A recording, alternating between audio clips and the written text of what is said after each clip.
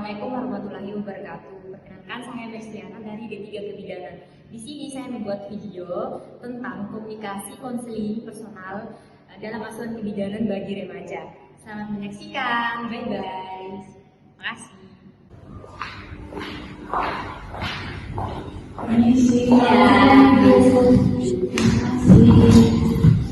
Baik, saya data dulu ya.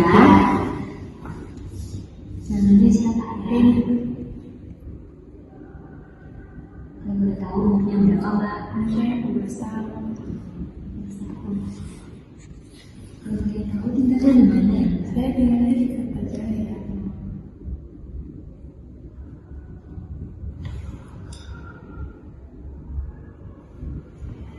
Ada yang bisa saya bantu? Jadi gini, aku konfirmasi boleh ya. Jadi gini Kak, aku kan baru 12 tahun dan aku tuh kayak ada gejala gitu.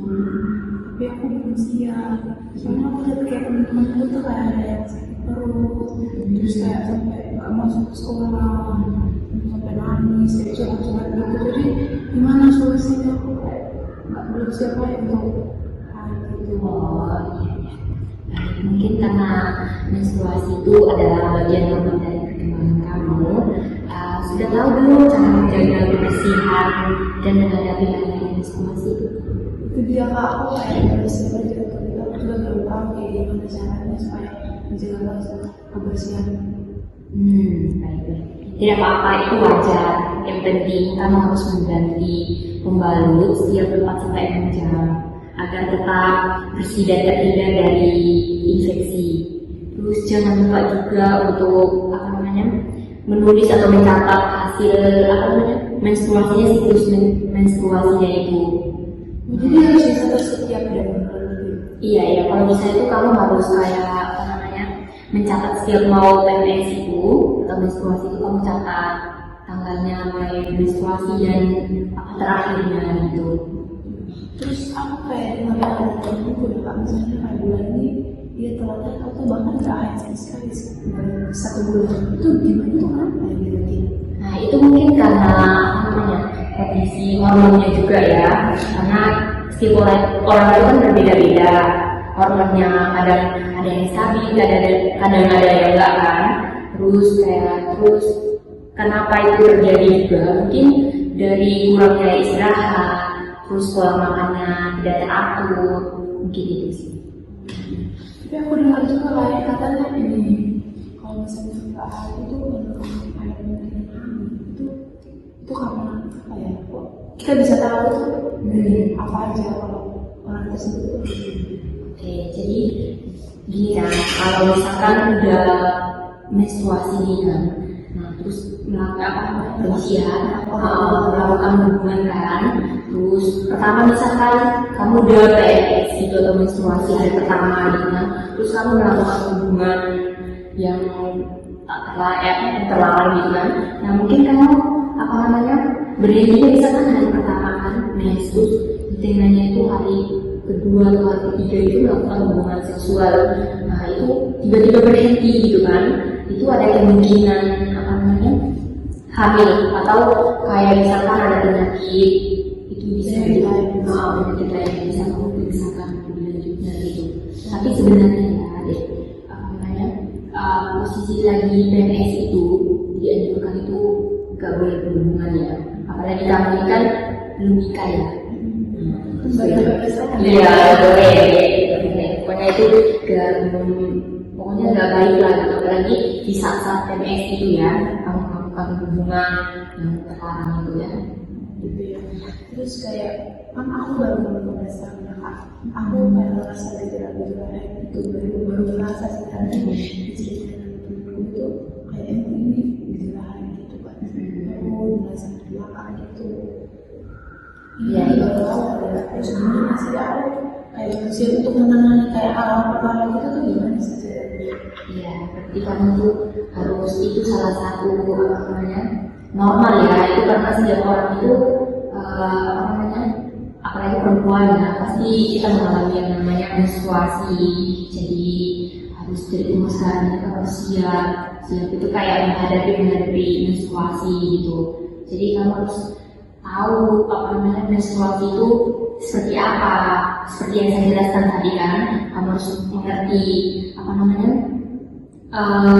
cara mengganti beban itu berapa jam sekali dalam sehari gitu. Terus jangan lupa yang seperti yang saya bilang tadi itu kan, mencatat siklus PMS-nya atau menstruasinya. Gitu.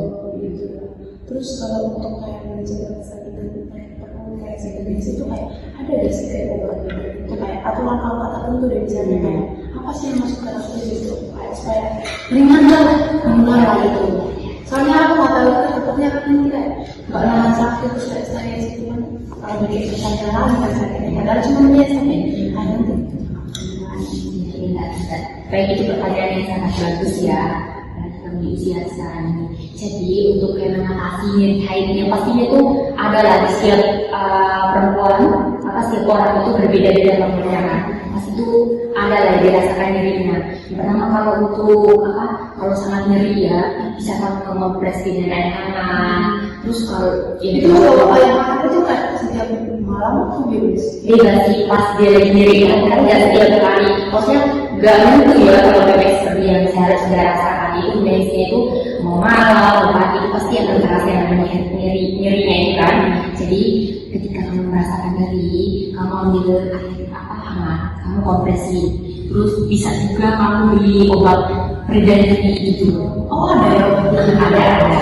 Tapi kamu harus perhatikan itu yang benar-benar kamu harus tanyakan di apotek atau kamu kalau misalkan sangat nyeri sekali itu tidak tertahan lagi kamu bisa periksakan kembali ke sini gitu. Jadi kamu bisa tahu itu nyerinya seperti gimana apa perlu diatasi lagi gitu. Terus saya mau bertanya lebih dari perempuan yang nanti nanya tadi kan pasti sakit ya itu darahnya itu kayak keluar kan dari kemaluan kita ya. Gimana sih caranya kayak bau kan pasti kalau pasti bau ya. Itu kayak gimana ya? Atau kehirup gak sama orang-orang sekitar kita itu? Takutnya kayak nanti gimana ya? Apalagi teman-teman barang putus kayak kita kan mata situ biasa kayak itu yang ketakutan aku lebih ke situ juga sih. Iya. Jadi yang namanya PMS atau menstruasi itu tidak akan terhirup sama orang-orang sekitar kalau kita menjaga itu karena itu kebersihannya ya. Terus pembalutnya itu perlu juga memilih pembalut itu yang bagus gitu loh. Jadi kayak seperti yang saya jelaskan dari awal tadi kan, itu mengganti pembalut itu 4 sampai 6 jam kan sekali. Jadi kamu harus kayak kalau udah rasa nih mau penuh gitu kan, karena kita pasti akan kerasa itu kalau udah mau penuh gitu kan, pasti kamu akan merasakan jadi langsung ganti terus kamu bersihkan gitu kan. Itu pasti yang pertama itu pasti rasakan sakitnya, nyerinya itu fungsi di vagina itu pasti tiap termasuk saya juga itu pernah mengalami gitu kan sakitnya. Terus kamu harus mengatasinya itu dengan cara itu kamu harus mengganti pembalut. Terus untuk orang-orang sekitar itu tidak akan menghirup ketika kamu udah menjaga kebersihan itu seperti itu. Cuma banyak sih kayak dari zaman-zaman kakaknya saya cukup terima kasih ya. Nanti mungkin kalau ada yang tidak tanyakan bisa menghubungi. Iya bisa. Kalau bisa boleh minta nomor WA nya kan jadi gampang aja. Catat ya. 082 342 231 872. Terima kasih ya. Dari sini nanti kalau ada apa saya hubungi lagi. Iya, Terima kasih ya. Hati-hati di jalan ya.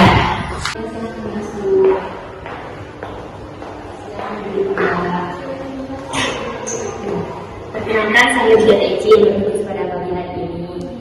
Saya datang dulu ya. Namanya siapa ya?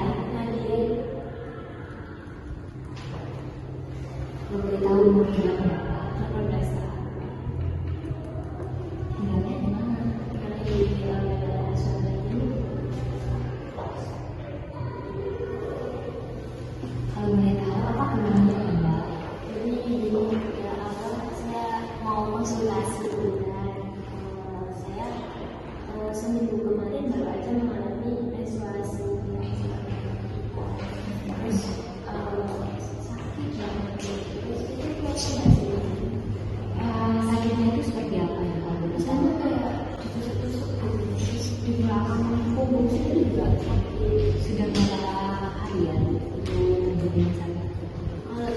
sih cuma 3 hari untuk akhirnya itu kadang 5 hari kan.